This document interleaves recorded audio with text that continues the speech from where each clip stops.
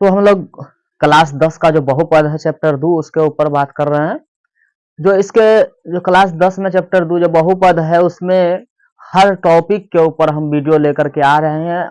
आपको एग्जाम में ऐसा कोई टॉपिक नहीं बचेगा जिसमें आप पढ़े नहीं होंगे, तो इसलिए आप लोग हमारे वीडियो को पूरा देखेंगे और सभी वीडियो को देखेंगे ताकि आपका एक भी क्वेश्चन ऐसा ना हो जो छूटे, है ना। तो आप लोग हमारे वीडियो को पूरा देखेंगे और जब आप लोग देख लेंगे तो लाइक और सब्सक्राइब भी करना नहीं भूलेंगे, है ना। आपको बहुपद चैप्टर से ऐसा एक भी क्वेश्चन नहीं होगा एकदम 100% गारंटी के साथ जो आपको छूटने वाला है। इसलिए आप लोग हर वीडियो को देखेंगे ताकि आप लोग को ऑब्जेक्टिव और सब्जेक्टिव सभी क्वेश्चन एकदम आसानी के साथ समझ में आ जाए। तो आइए हम लोग कुछ क्वेश्चन जो है हमारे परीक्षा के दृष्टिकोण से जो हमेशा ऑब्जेक्टिव में और सब्जेक्टिव में पूछता ही है ना, और इस साल भी पूछने वाला है। ऐसा हो ही नहीं सकता है कि इसमें से क्वेश्चन नहीं पूछे, ऐसा कोई साल नहीं अभी तक गया है और हमको नहीं लग रहा है कि ऐसा कोई साल जाएगा जिसमें से इस टाइप का क्वेश्चन नहीं पूछे, है ना।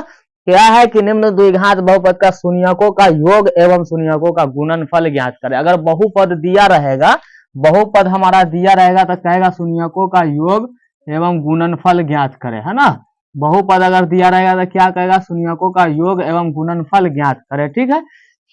आप देखिए जैसे हम एक कोई क्वेश्चन ले लेते हैं, मानिए, है ना, 5x² माइनस में यहाँ पे लिख लिए 9x 9x प्लस में 4, यही हमारा क्वेश्चन है ना। इसी में क्वेश्चन का हमको शून्यकों का योग निकालना है और गुणनफल निकालना है ना। ये द्विघात बहुपद हमको दिया है तो इसी द्विघात बहुपद का हमको शून्यकों का योग और गुणनफल निकालना है, क्योंकि आपके परीक्षा में हर साल ऑब्जेक्टिव में 2-3 क्वेश्चन तो ऐसा रहना है और सब्जेक्टिव में भी आपको एक क्वेश्चन पूछेगा। तो आप लोग इसको बनाना न भूले और हमारे वीडियो को आप देखेंगे, पूरा देखेंगे तो आपको बहुपद का पूरा चैप्टर क्लियर हो जाएगा और एक भी ऐसा वीडियो यानी क्वेश्चन नहीं होगा जो आपको छूटेगा। तो आप लोग जरूर हमारे वीडियो को देखेंगे। हम लोग क्या किए, एक क्वेश्चन ले लिए 5x² माइनस 9x प्लस में 4, यही क्वेश्चन ले लिए। इसके बाद इसको हल करते हैं। हल करेंगे तो सबसे पहले इसमें हम लोग ले लेंगे कि a बराबर कितना है, b बराबर कितना है, c बराबर कितना है ना। तो देखिए जो x² का गुणांक होता है उसको हम लोग a बोलते हैं, जो x का गुणांक होता है उसको हम लोग b बोलते हैं, और जो अचर होता है जो किसी के साथ नहीं होता है ना, जो फ्री होता है उसी को हम लोग क्या कहते हैं, c बोलते हैं। तो आइए उसको लिख लेते हैं पहले, है ना। तो हम लोग क्या लिख लिए, जो x² का गुणांक है वो क्या है, 5 है, तो वही हमारा a है। और जो x का गुणांक है वो क्या है, 9 है माइनस में, तो वो हमारा क्या हो गया, b है। और जो सीधा अचर है जो किसी के साथ में नहीं रहता, आजाद रहता है भैया ही, तो ये हमारा क्या हो गया, c हो गया। तो a b c पहले हम लोग लिख लेंगे। अब हमको क्या कह रहा निकालने के लिए, शून्यकों का योग और शून्यकों का क्या चीज, गुणनफल। तो हम उनको वही निकालना, लिखेंगे शून्यकों का योग, शून्यकों का योग, शून्यकों का योग जिसको हम लोग अल्फा प्लस बीटा भी शॉर्टकट में कहते हैं ना। क्या शून्यकों का योग लिखा रहेगा या अल्फा प्लस बीटा भी यहाँ पे दे देगा। द्विघात बहुपद याद करे, है ना, जिसका शून्यकों जिसका अल्फा प्लस, है ना, एक द्विघात बहुपद का अल्फा प्लस बीटा और अल्फा गुने बीटा का मान क्या होगा। द्विघात बहुपद कुछ दिया रहेगा, है ना, सीधा ऐसे दे देगा 5x² माइनस 9x प्लस 4 का अल्फा प्लस बीटा है या अल्फा गुने बीटा है या शून्यकों का योग होगा या शून्यकों का गुणनफल होगा, इस टाइप से आपको पूछ देगा। तो हम क्या करेंगे, अल्फा प्लस बीटा हम लोग फॉर्मूला पढ़े हैं माइनस b/a, तो माइनस और b का मान हमारा क्या है, माइनस में 9 और a का मान हमारा क्या है, a का मान हमारा है 5, तो हम उसको रख देंगे 5। अब हमारा क्या निकल के आया, माइनस माइनस ये हमारा प्लस हो गया 9/5, यही हमारा शून्यकों का योग निकल गया यार। अब हम लोग क्या निकाल लेंगे, शून्यकों का गुणनफल, शून्यकों का गुणनफल, गुणनफल यानी अल्फा गुने बीटा, अल्फा गुने बीटा। अब शून्यकों का जो गुणनफल होता है उसका फॉर्मूला हमारा होता है c/a, है ना। तो c का मान हमारा क्या है 4 है और a का मान क्या है 5 है। बस यही हमारा क्या हो गया, बन गया है ना। द्विघात बहुपद दिया है तो शून्यकों का योग और गुणनफल निकल गया है ना। अब हम लोग क्या करेंगे, इसी टाइप से कोई दूसरा क्वेश्चन को लेकर के देखेंगे, है ना। चलिए एक क्वेश्चन और हम लोग देखते हैं। मानिए कि एक क्वेश्चन हम लोग ले लिए कि एक्स स्क्वायर माइनस 20 गो एक्स, है ना। अब यहाँ पे लिख लेंगे प्लस में 100। यही क्वेश्चन हम लोग ले लिए। अब हम लोग फिर इस क्वेश्चन को हल करेंगे, लिख लेंगे कि भाई a का मान कितना है तो 1 होगा। क्यों? क्योंकि एक्स स्क्वायर के गुणांक में कोई संख्या नहीं रहता है तो 1 रहता है ना, तो 1 हो गया। और b का मान हमारा क्या है -20 और c का मान हमारा क्या हो जाएगा 100। इस प्रकार से हम लोग लिख लिए a b c। अब हम लोग लिखेंगे शून्यकों का योग, शून्यकों का योग। शून्यकों का योग कहने का मतलब alpha plus beta, formula minus B by a और अल्फा, है ना, उसका मान रखिए। बी का मान क्या है तो माइनस, तो फॉर्मूला में का बी के जगह पे -20 है और ए का मान 1 हुआ तो माइनस माइनस प्लस 20/1 बराबर 20 हो गया। इस प्रकार से शून्यकों का गुणनफल देखेंगे, शून्यकों का गुणनफल। तो शून्यकों का गुणनफल जो हो जाएगा हमारा क्या हो जाएगा, यानी अल्फा गुने बीटा, अल्फा गुने बीटा, तो सी बाई ए, है ना। तो सी का मान हमारा क्या हो गया 100 है और ए का मान 1 बराबर हमारा क्या निकलेगा 100 ही निकलेगा। तो इस प्रकार से हम लोग क्या देख लिए, ऐसे हमारा शून्यकों का योग निकलता है और गुणनफल निकलता है। अगर द्विघात बहुपद दिया हो तो हम लोग 2-3 क्वेश्चन और बना करके देखेंगे कि कैसे होता है। जब तक आप लोग स्क्रीन है जो हम अभी ले लिए हैं, वो क्वेश्चन हमारा है कि 2x square minus 3x plus 1, इसका शून्यकों का योग निकालना है और गुणनफल निकालना है ना। तो हम लोग को क्या करना है, कुछ नहीं, यहाँ पे लिख लेंगे हल। हल लिखने के बाद a बराबर 2, b बराबर जितना दिया हो -3 और c बराबर क्या है 1। अब हम लोग लिख लेंगे शून्यकों का योग, शून्यकों का योग।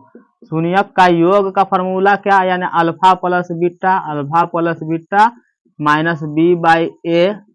बी का मान देखिए क्या है, माइनस का फॉर्मूला का है और बी का मान हम लोग देखेंगे -3 बट्टा में ए का मान 2। तो हमारा निकल गया फाइनली क्या, माइनस माइनस प्लस 3/2, यही हो गया। इस प्रकार से शून्यकों का गुणनफल, शून्यकों का गुणनफल, गुणनफल, शून्यकों का गुणनफल हम लोग देख रहे हैं, यानी अल्फा गुने बीटा सी बाई ए। सी का मान हम लोग क्या लेंगे 1 और ए का मान हमारा क्या हो गया 2, बस हो गया, है ना। तो इस प्रकार से निकल गया। इस प्रकार से फिर हम अगला क्वेश्चन को देख लेते हैं, क्या है। ए का मान लिख लीजिए कितना है 6 है, बी का मान कितना है -7, सी का मान कितना है -3, ये हमारा दिया हुआ है। अब हम लोग क्या करेंगे, शून्यकों का योग निकालेंगे, शून्यकों का योग। तो शून्यकों का योग क्या हो जाएगा हमारा, देख लीजिए। शून्यकों का योग यानी अल्फा प्लस बीटा हमारा हो जाएगा माइनस में बी बट्टा में ए। अब देखिए माइनस बी का मान हमारा क्या है तो -7 है और ए का मान क्या है 6 है। कितना निकल गया, माइनस माइनस प्लस 7/6। इस प्रकार से शून्यकों का गुणनफल, शून्यकों का गुणनफल, गुणनफल। अब शून्यकों का जो गुणनफल होगा अल्फा गुने बीटा, उसका फॉर्मूला हो जाता है हमारा क्या चीज, सीधे सी बाई ए, सीधे सी बाई ए। सी का मान क्या है हमारा -3 और ए का मान 6। अब इसको काटेंगे तो -1/2। तो इस प्रकार से हमारा क्या निकल गया, इसका शून्यकों का योग और गुणनफल, है ना। अब हम लोग फिर देखेंगे अगला क्वेश्चन। तो a बराबर हमारा कितना 3, b बराबर क्या लेंगे हम लोग -1 का है कि x का गुणांक में कुछ हो नहीं तो हमको 1 लेना है। और c बराबर हमारा क्या आ गया 4 आ गया। तो फिर हम लोग क्या निकालेंगे, एक मतलब शून्यकों का योग, शून्यकों का योग, है ना, जिसको बोलते हैं अल्फा प्लस बीटा। तो हमारा -b by A, minus B के यहाँ पे -1, ए का मान हमारा 3, तो हमारा हो गया 1/3, है ना, माइनस माइनस मिलकर प्लस हो गया। अब हम लोग करेंगे शून्यकों का गुणनफल, शून्यकों का गुणनफल। तो शून्यकों का गुणनफल हमारा क्या निकल जाएगा? शून्यकों का गुणनफल जो हो गया हमारा, वो हमारा हो गया अल्फा गुने बीटा यानी C/A। अब C का मान हम लोग क्या रखेंगे? -4 और A का मान हम लोग क्या रख दिए? A का मान हम लोग रख दिए 3। तो इस प्रकार से हमारा क्या निकल गया? शून्यकों का गुणनफल, है ना। अब हम लोग अगला क्वेश्चन को हल करते हैं, जिसमें A बराबर कितना है? 4, B बराबर हमारा कितना है? -4 और C बराबर हमारा क्या हो जाएगा? 1। तो इस टाइप से हमारा क्या निकल गया? A B C का मान निकल गया। अब शून्यकों का योग कर लेंगे। शून्यकों का योग, तो शून्यकों का योग जो होता है हमारा, उसका formula alpha plus beta. Alpha plus beta का फॉर्मूला क्या हो जाएगा? माइनस में B बट्टा में A। तो माइनस में हमारा B हो गया और बट्टा में A। अब देखिए B का मान क्या है हमारा? -4, A का मान भी 4। तो +4 बट्टा 4 बराबर 1 हो गया। इस प्रकार से हम लोग शून्यकों का गुणनफल कर लेंगे। शून्यकों का गुणनफल, शून्यकों का गुणनफल। तो शून्यकों का गुणनफल जिसका होता है, तो हमारा फॉर्मूला हो गया है ना, सीधे लिख लीजिए शून्यकों का गुणनफल C/A। तो C का मान हमारा कितना है? 1 बट्टा में A का मान कितना हो गया? 4। तो इस प्रकार से हम लोग समझ गए कि किस प्रकार से हमको शून्यकों का योग और गुणनफल निकालना है। तो आप, हमको विश्वास है कि आप लोग को ये पूरा समझ में आ गया होगा वीडियो। अगर आप लोग को समझ में आ गया होगा तो हमारे वीडियो को लाइक और सब्सक्राइब भी कर दीजिएगा, और जितना हो सके संभव आप लोग शेयर भी कीजिएगा वीडियो को, ताकि जो बच्चे नहीं देखे वो भी देख ले, और जो उसको एग्जाम में आने वाला क्वेश्चन हो वो किसी प्रकार का क्वेश्चन छूट न सके। तो ठीक है, बाकी अगले वीडियो के लिए हम नेक्स्ट वीडियो में मिलेंगे अगले सवालों के लिए। तो आज के लिए धन्यवाद। मेरा YouTube channel easy matric classes, है ना, मैं अंजार सर।